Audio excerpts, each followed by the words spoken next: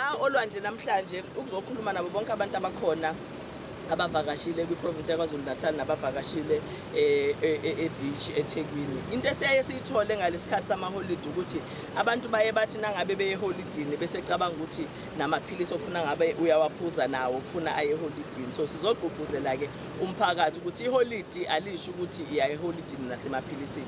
Uyakwazi ukuba seholidini elimnandi elikujabulisayo kodwa ubuqhubeka ne-treatment yakho. So sigqugquzela lokho.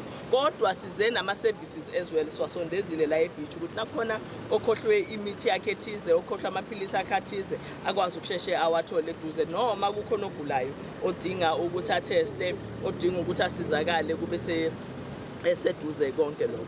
Into ke ne-message esiyigqugquzelayo nesiyinikeza umphakathi ukuthi kubalekile ukuthi umuntu nomuntu ahlala aphuze amaphilisi akhe noma imishanguzo yakhe ngoba umuntu nomuntu sigula ngokungafani, igulo zethu ayifani, sisonke sinemishanguzo ehlukahlukene esiyiphuzayo.